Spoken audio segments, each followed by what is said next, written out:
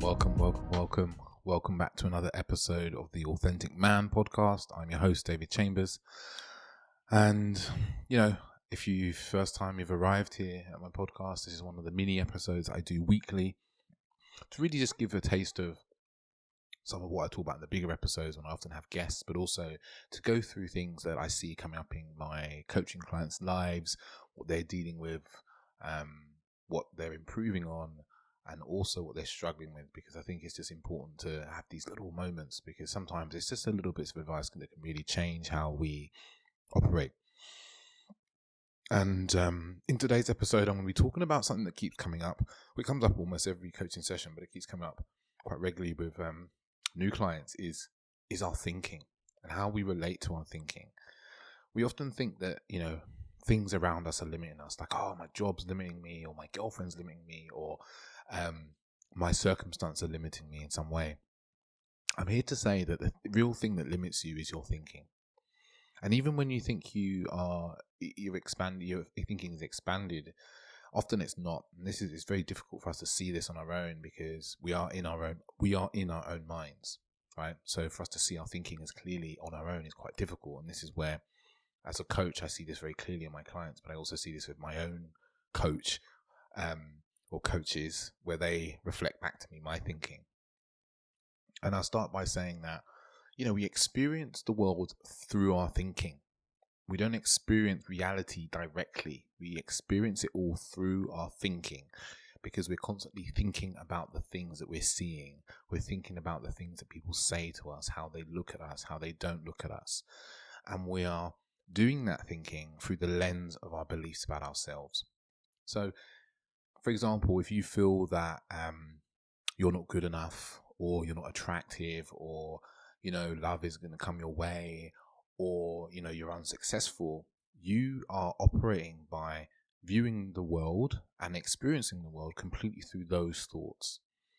So if I walk through my life and I'm like, okay, I'm not good enough, people think I'm shit, people think I'm rubbish, then I'm always going to be looking out for signs of this. I'm always going to be looking in the world and going, okay, where's the evidence of what I believe to be true?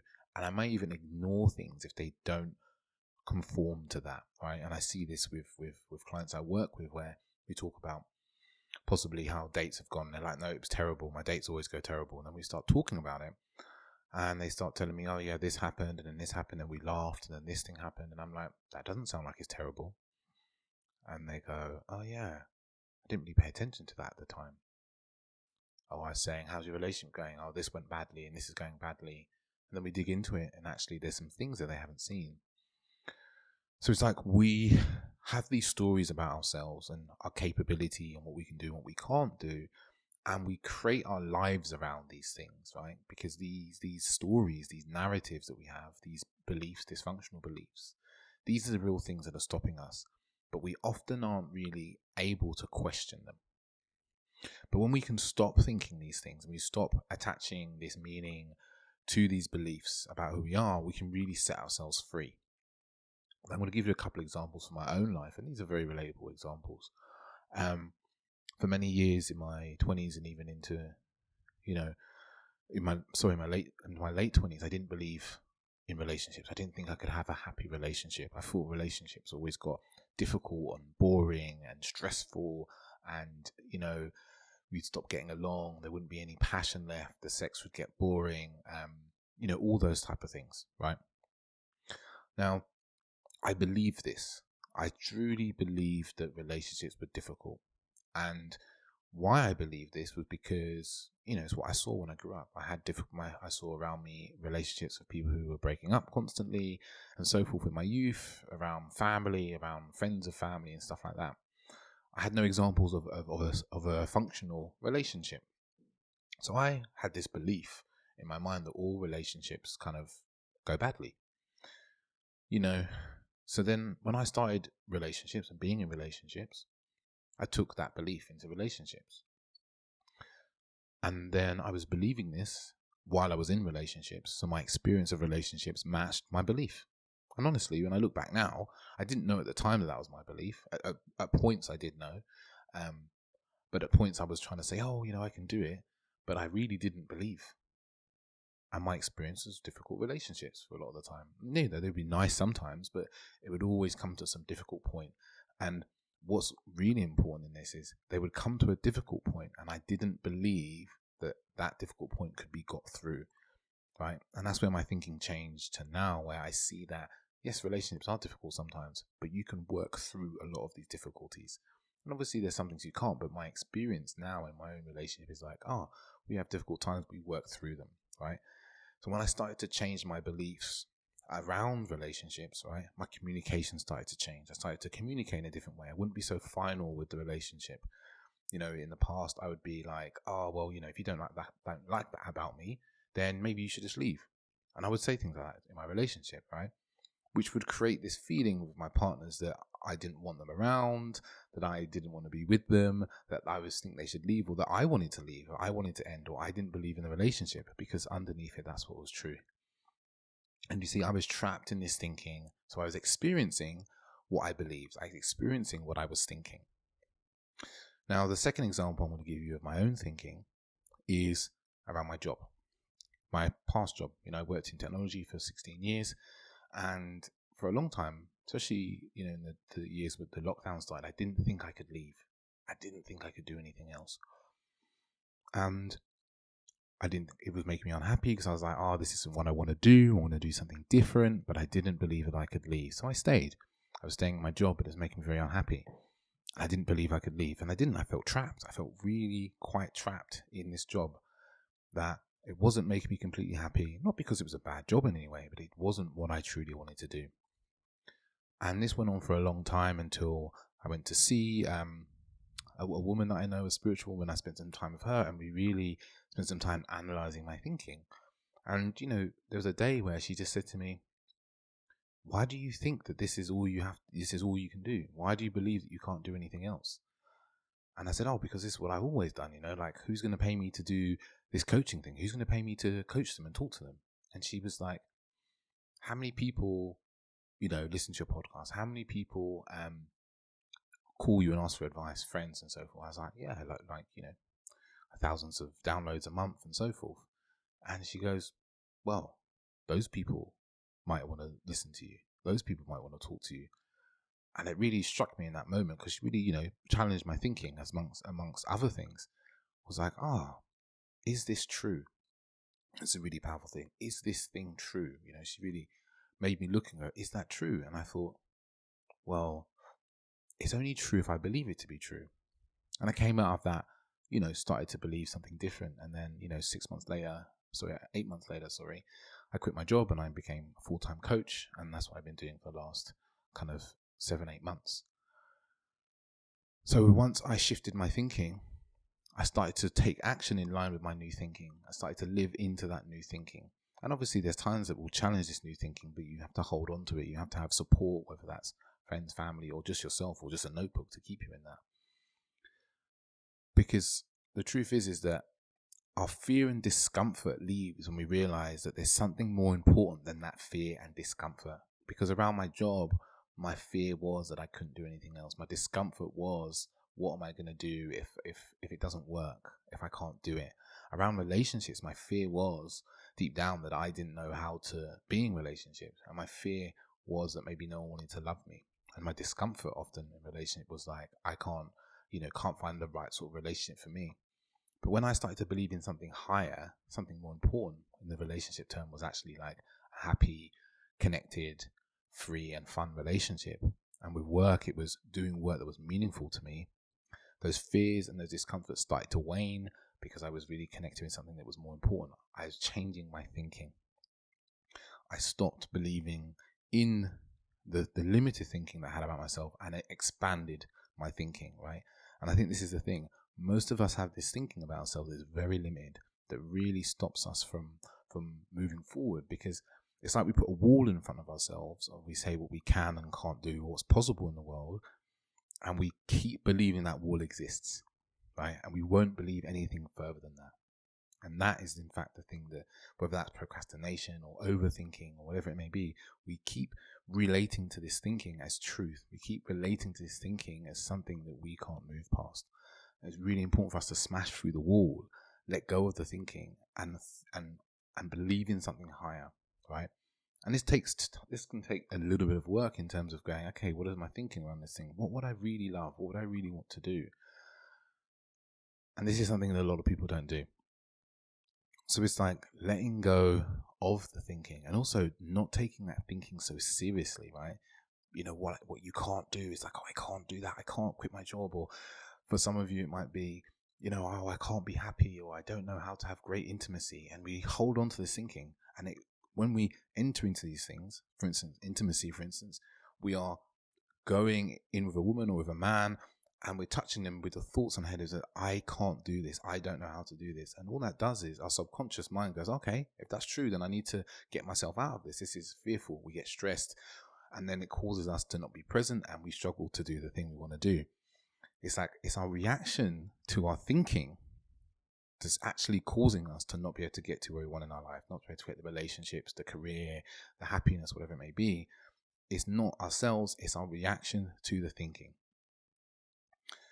So it's like, ask yourself, what would you gain by letting go of the story you have about yourself and your fears? Like, what would you gain in your life if you let go of some of these limiting stories, limiting beliefs you have about maybe communication or vulnerability or your own courage or your confidence? Like, what would you gain in your life if you just let go of some of those things? And that's an important question, you know, because you add into this, it's like a lot of our emotional reactions, you know, like anger, fear, worry, are not really even connected to the circumstance or the people, right? Because often we might get angry with someone, or we might be frustrated. You know, like me, I was frustrated with my job. I was, you know, I wasn't really enjoying it, but that was nothing to do with the job. It was all about my own thinking, about the fact that this is all I can do. There's nothing else for me to do. I'm trapped here. And when I shifted my thinking, it just changed my experience. I started to create a different experience for myself, right? And it's like, you know, go back to the example. I like to use examples here that are very relatable. You know, with relationships, when I started to react to my story differently, right? When I started to choose to think differently about my story, about relations being difficult and hard and stressful, I started to have a different experience of them, right? And it made me start to look at the fact that what I was doing was I was just reacting to the story I had about relationships. And I might have even been telling myself, and I definitely was telling myself, like, I have evidence of this thing being true. And when I started to even stop and look at that and go, wait a minute, okay, were those relationships difficult and stressful? Okay, yes, my experience was they were. But why? Was it because the story I was telling me at that time that relationships are difficult, stressful, and hard?